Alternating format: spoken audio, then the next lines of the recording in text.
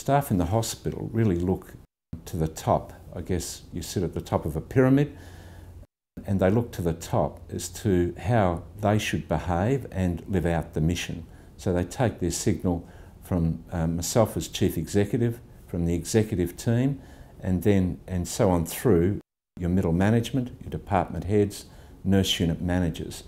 And they look for us to be authentic and faithful, and therefore if we communicate in a way that they understand the mission, they will live it out. But also they keep us honest and true to the mission, such that they need to be so well informed themselves that they can remind us if we're not consistent or true to the mission. They can say, yes, the values in this hospital are lived out, and in fact it's a reason why I work here. I think you need to put into your own framework those three essential elements of the healing ministry of Christ, the ethical framework and Catholic social teaching. Really crystallise that yourself and say, right, now when I step forward, how can I be a leader, demonstrate this, and that people know that it's true, that it's genuine. And so therefore, I like, for example, at orientation sessions to lead, so every orientation session we have for new staff, to be there, to do the first session, and to step them through the mission, vision and values, and to put it into terms that they understand. That the healing ministry of Christ really means enabling people to live their life to the full, and that we deliver all of the healing elements, and we're really conscious about all of those healing elements. I remind them of the first encyclical of Pope Benedict, which is about we need to deliver humanity, not just technically proper care. And therefore, in meeting the needs of the whole person, be it their physical, social, emotional, spiritual, that we do achieve all of those.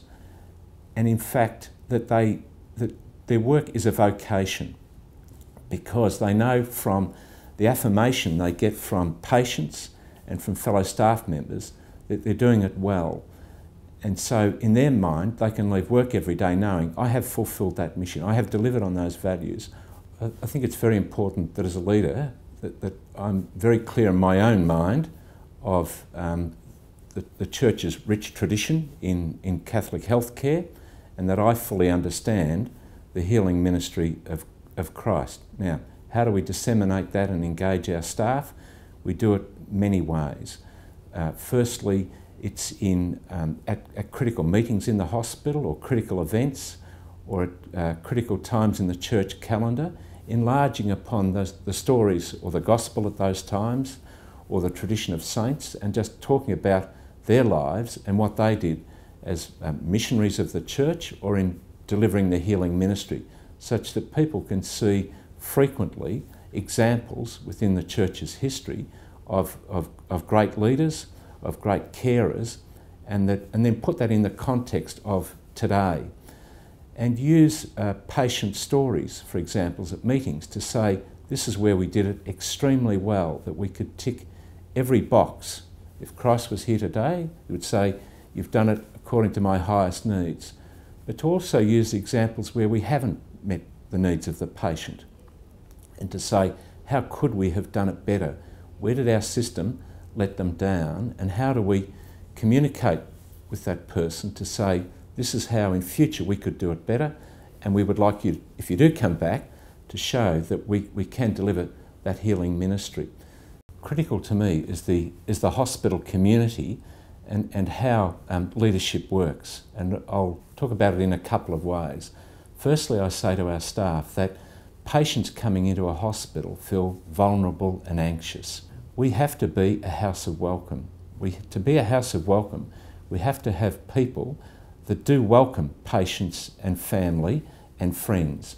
The way to do that is to greet them, because immediately people coming into the hospital who are not familiar with it sense this is a place of welcome. It lowers their anxiety. They feel that they're respected, that their human dignity is recognised, and that once they have any treatment, that they can then trust the hospital, trust the staff, and the healing process can begin. The healing can't start until a person feels respected. So in a hospital, the interpersonal skills or the interpersonal style is critical. In leadership, it's very important that you can delegate, give people clear accountability, and then teach them to shoulder that accountability.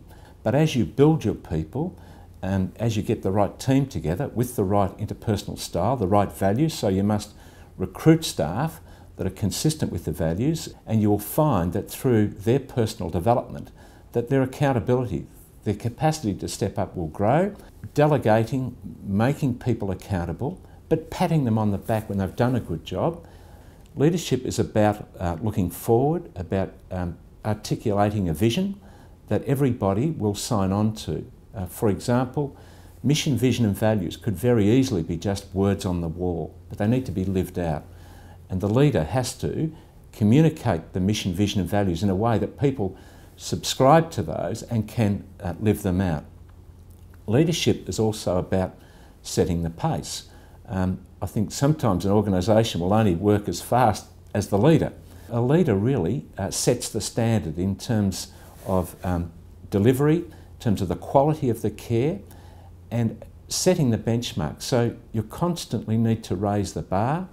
And so the leader really has to set the direction, set the pace, set the standard.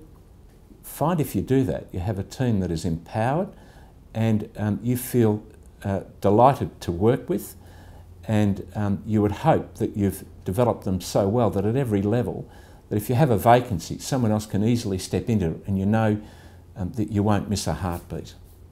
But when they come and work for us, they say, Martin, it is different. It's discernibly different. You do care. You care about me, not only the patients. You care about my career, my education. My fellow workers care about each other. And if there is some discord, we go back to the values and say, and they're rock solid.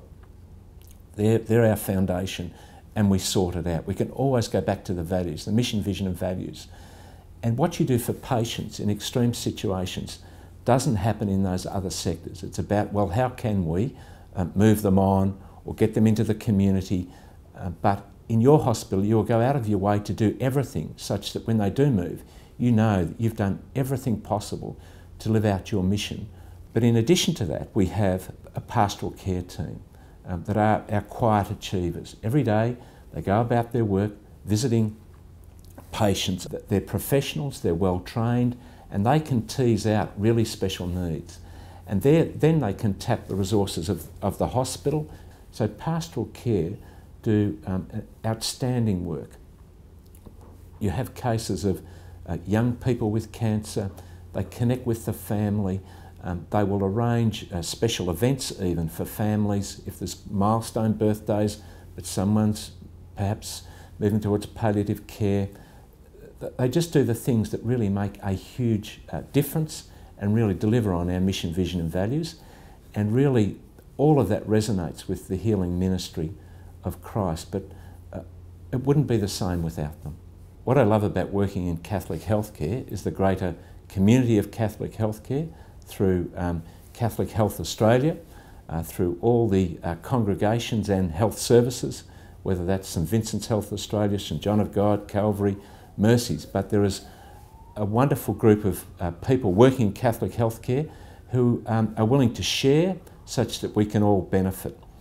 I enjoy the role that I have in that I know within our hospital that we are delivering on our healing ministry, and we are enabling people to achieve the fullness of their lives, that I can commit to education and development of staff and not have to cut corners, that all the staff work together as caregivers. And to lead that team, you feel very fulfilled and proud and honoured to do it, and to know that you're doing this at a point in time, having moved from religious to lay, but you will pass on the baton, and that you feel that you have an accountability to hand it on in better shape than you received it because of the learning and the development and the continuous improvement, and that there's a next generation there who are all very keen to take that baton.